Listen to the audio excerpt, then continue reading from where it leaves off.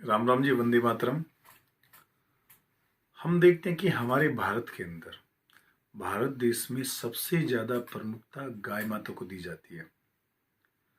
वैसे गाय को आप धर्म के साथ भी जोड़ सकते हैं, लेकिन इसको अगर आप एक सैद्धांतिक रूप से अगर देखें, इसको वैज्ञानिक रूप से या एक पारिवारिक दृष्टि से भी देखें, तो गाय का बड़ा महत्व है।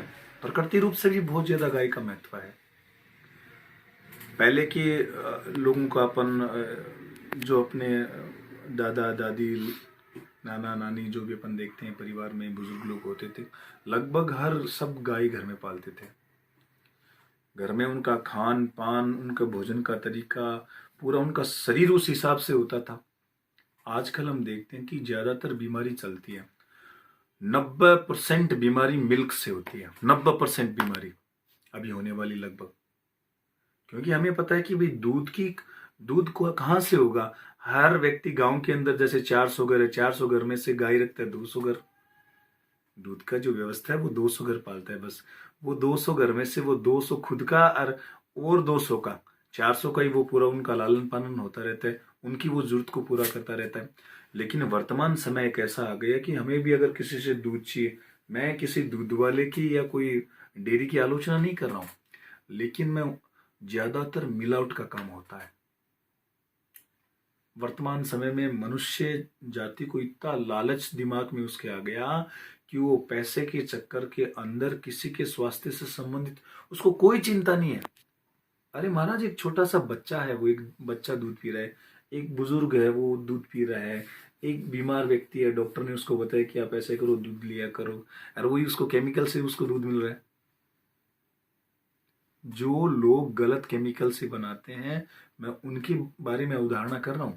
अच्छी मेहनत भी लोग बहुत करते हैं, अच्छा भी दूध देते हैं, लेकिन जो गलत करते हैं उनसे देखो कितना भारी नुकसान हो रहा है।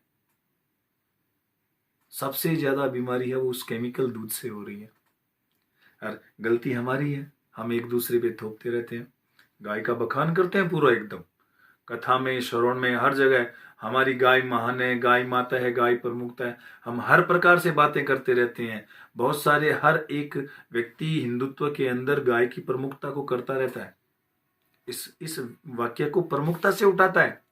अच्छे व्यक्ति बहुत होते हैं, लेकिन ज्यादातर 80% आपको व्यक्ति ऐसे मिलेंगे जो सिर्फ इस बात के मुद्दे का सहारा लेकर अपना काम करते हैं, बल्कि इसको धरातल पे नहीं करते काम। अरे अगर एक एक व्यक्ति अपने घर में गाय पालने लग जाएगा तो किसी चीज की जरूरत नहीं होगी, ना गौशाला की जरूरत होगी, और न किसी के आगे हाथ फैलाने की जरूरत होगी। आपके घर में व्यवस्था नहीं है वो अलग बात है, लेकिन फिर भी 50% लोगों के साथ में, जिनके पास में घर एकदम व्यवस्थित है, तो उनके पास में रहने के लिए भी सारी व्यवस्था है। गाय एक ऐसी पशु है कि वो जब घर में रहता है तो वो अपना और अपने मालिक का खर्चा निकाल लेता है परिवार का सदस्य। उसके दूध से आप एकदम हष्ट पुष्ट होते हैं, आपके बच्चे एकदम बलिष्ठ होते हैं, उनका विवेक, उनका बुद्धि एकदम पावरफुल होता है। उसके घी से सबको पावर मिलता है एकदम। एक माँ बनती है तो उसमें जब डिलीवरी होती है तो गाय के दूध से वो एकदम पावरफुल हो जाती है वापस एकदम। उसका पेट है, उसका शरीर की पूरी रचना पुनः उसी अवस्था में आ जाती है। इतनी ताकत होती है। उसके पेशाब में भी, गोमूत्र में भी बहुत कुछ होता है। अरे यहाँ तक गाय के घर में रहने से, उसको सहलाने से, उसको पालने से, उसके हाथ फेरने से बहुत सारी ऐसी बीमारियां होती है जिनका स्वतः इलाज हो जाता है।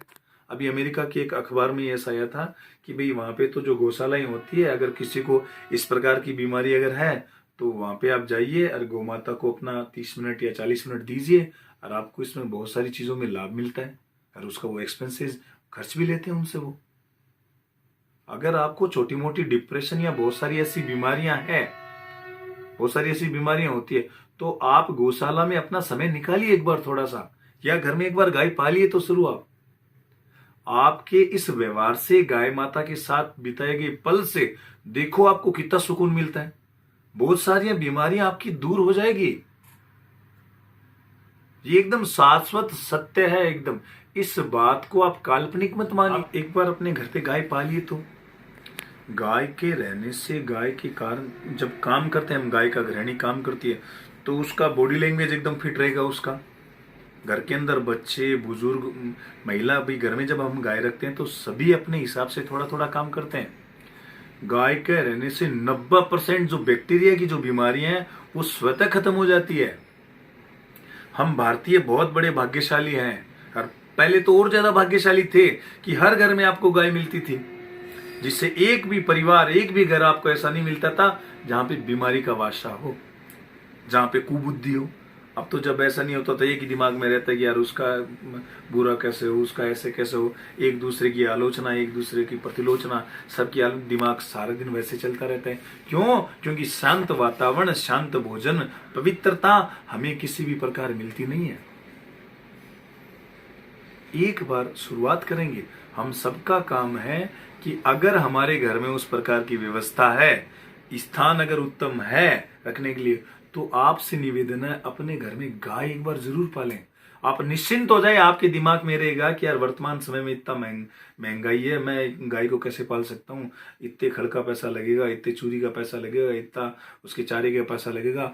गाय अपना खर्चा निकालने के अलावा मालिक का खर्चा तक निकाल देती है। वो आपको इनकम करेगी, वो अपना खर्चा निकालने के बाद में भी आपको कम से कम 5,000 प्लस वो करेगा। गाय हमसे अपने से ज्यादा हमारे बारे में सोचती है, क्योंकि गाय को हम मां मानते हैं। जब मां होती है तो वो बच्चों से ज्यादा, अपने से ज्यादा अपने बच्चों का वो मानती है, सम्मान और सोचती है उसके बारे में। हम स्वयं अपने घर में पालेंगे तो गाय मिलेगी कहां पे? अभी हर गली, हर नुक्कड़, हर चौराहे पे गली होती है, कोई काट रहा है, कोई काटने के लिए बोल रहा है, कोई कुछ बोल रहा है कि ये गलत हो रहा है, वो गलत हो रहा है, ये गौशाला और वो गौशाला। अरे गौशाला का होगा क्या? आप घर में गाय पालना स्टार्ट कीजिए, धीरे धीरे धीरे धीरे स्वतः अपने आप गायें कम हो जाएगी, सड़कों से अपने आप गाय गायब हो जाएगी। गाय के प्रति हमारा भाव उत्तम हो जाएगा। जब घर में गाय होती है तो उसके बारे में एक एक बारीकी से हम उसको जानते हैं कि वास्तव में गाय कितना कैसे रखा जाता है, कितना उसकी तकलीफ होती है, किस प्रकार से गाय को घर में एक एक छोटी छोटी चीजों के बारे में उससे परिचित हो जाते हैं। अरे वो उससे, उसके मिलने वाले दूध से, उसके मिलने वाले घी से आप बलिष्ठ, आप योद्धा होंगे एकदम। आप और आपका परिवार, आप अपने देश के लिए, समाज के लिए बहुत कुछ अच्छा करेंगे। ऐसा उस मां का हमारे पे आशीर्वाद है। एक बार कोशिश कीजिए। हमारा तो विचार है, आपको अच्छा लगे तो इसको साझा करें, ताकि कोई तो इस मुहिम में शामिल हो, कोई तो भी गाय पाले। और आपको ऐसा अगर कुछ लगता है कि भाई इसमें भी कोई उत्तम विचार होने चाहिए, तो कमेंट के माध्यम से हमें बताइए। हमारी यही कोशिश है कि हर प्रकार से हमारी प्रकृति का भरण पोषण हो। वो तब हो सकता है जब हम समान रूप से सबके बारे में सोचें। जय हिंद, जय भारत।